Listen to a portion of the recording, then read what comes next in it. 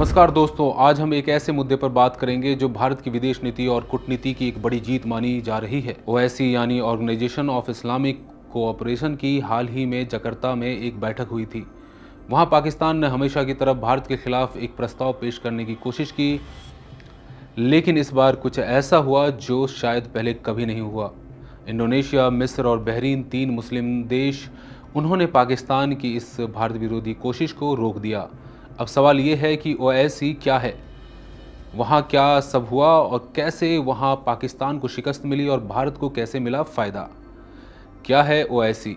OIC एक 57 देशों का संगठन है जो मुस्लिम बहुल देशों का प्रतिनिधित्व करता है। पाकिस्तान लंबे समय से इस मंच का इस्तेमाल कश्मीर मुद्दे को इंटरनेशनलाइज करने के लिए करता रहा है। हर बार जब ओआईसी में कोई बैठक होती है, पाकिस्तान उसमें भारत के खिलाफ कोई न कोई प्रस्ताव लाने की कोशिश करता है, खासकर कश्मीर को लेकर। लेकिन इस बार मामला अलग था। उसको सबसे बड़े मुस्लिम देश की ओर से बड़ा झटका लगा है। ओआईसी की इस बैठक में पाकिस्तान ने फिर वही कोशिश की, एक ऐसा प्रस्ताव लाया जिसमें कश्मीर में कथित मानवाधिकार उल्लंघनों का जिक्र था। लेकिन इंडोनेशिया, मिस्र और बहरीन ने इस प्रस्ताव का विरोध किया। ओआईसी में क्या सब हुआ? इंडोनेशिया, मिस्र और बहरीन की ओर से कहा गया कि ये प्रस्ताव गैर ज़रूरी रूप से भारत को टारगेट करता है और इससे ओआईसी की छवि भी खराब हो सकती है। अब ध्यान दीजिए कि इंडोनेशिया ओआईसी का सबसे बड़ा देश है और इस बैठक की मेज़बानी भी उसी ने की थी। इसका मतलब है कि भारत की जो पॉलिसी है एंगेज विद ऑल और नो नॉनसेंस डिप्लोमेसी अब असर दिखा रही है।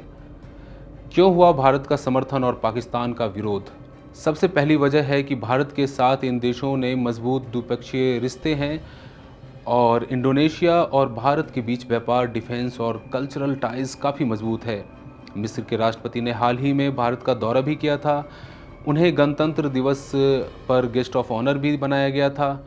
बहरीन भी बड़ी संख्या में प्रवासी भारतीयों की मौजूदगी को अहमियत देता है। दूसरी वजह है पाकिस्तान की घटती कूटनीतिक पकड़। अंतर्राष्ट्रीय मंचों पर पाकिस्तान की छवि अब कंप्लेंट बॉक्स जैसी बन गई है, जो सिर्फ विरोध करता है, समाधान नहीं देता। भारत को कैसे मिला फायदा? भारत के लिए ये एक बड़ी कूटनीतिक जीत है। ओआईसी जैसे मंच पर पाकिस्तान को टक्कर देना हमेशा मुश्किल रहा है, लेकिन अब जब ओआईसी के अंदर से ही विरोध आने लगा है, तो ये दिखता है कि भारत की सॉफ्ट पावर और डिप्लोमेसी सही दिशा में जा रही है।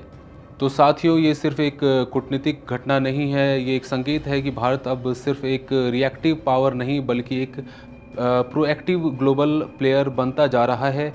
आपको क्या लगता है, क्या ये भारत की डिप्लोमेसी की जीत है या पाकिस्तान की रणनीतिक हार? नीचे कमेंट्स में अपनी राय ज़रूर दें और बने रहिए India.com के साथ।